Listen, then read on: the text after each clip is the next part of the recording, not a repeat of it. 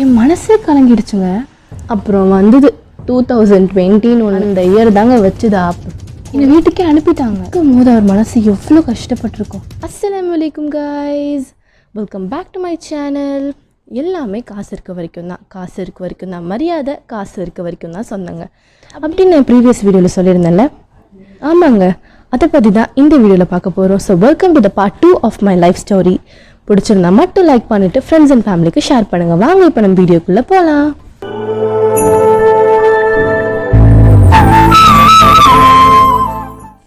ஆமாங்க, காசு இருந்தால் தான் மரியாதை.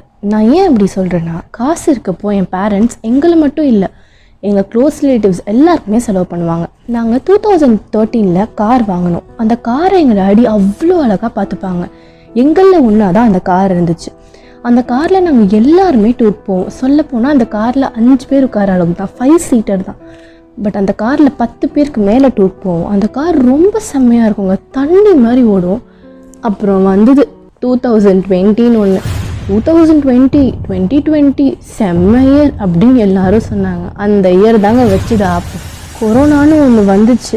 எல்லார் ஹெல்த்தையும் வாட்டி எடுத்துச்சோ இல்லையோ, வெல்த்தையும் பிடிங்கிடுச்சு. 2020 எங்கள் டேடியோட பிஸ்னஸ் அப்படியே கம்மியாயிடுச்சு. இப்படி இருந்தால் நாங்கள் சர்ன்னு இறங்கிட்டோம்.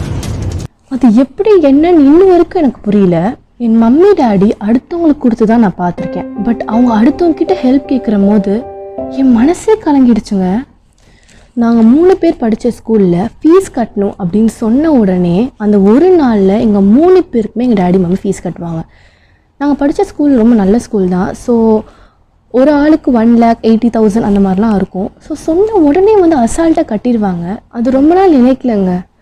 ஒரு நாள் வந்துச்சு, ஸ்கூலில் என் கிளாஸில் 2-3 பேர் ஃபீஸ் கட்டலை. அதில் ஒருத்தி நான்.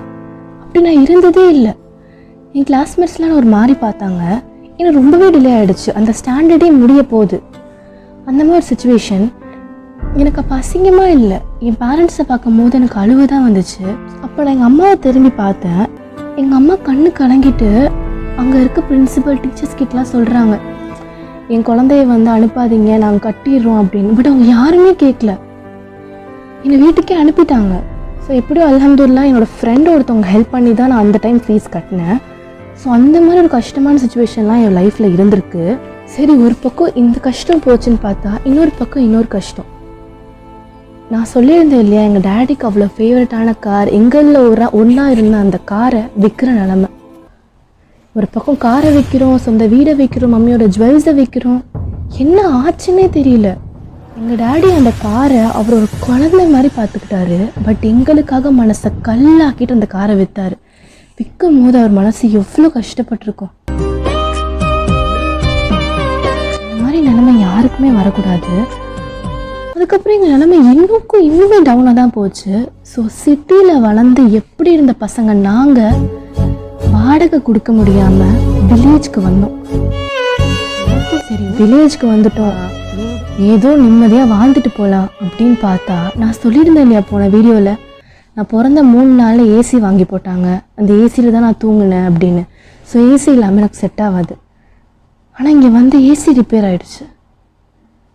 ஏசி இல்லாமல் எனக்கு என் அக்காவுக்குலாம் மூச்சுலாம் பொறியாக வேர்க்கூடு வர ஆரம்பிச்சிருச்சு. அப்போ கூட எங்கள் அம்மாவோட ரிலேட்டிவ் என்ன சொன்னாங்க தெரியுமா, அவன் பசங்களை அட்ஜஸ்ட் பண்ண சொல்லு அப்படின்னு. எவ்வளோ கஷ்டமாக இருந்திருக்கும். அப்போ தான் தெய்வமாக ஒருத்தவங்க வந்து இஎம்ஐயில் எங்களுக்கு ஏசி வாங்கி கொடுத்தாங்க.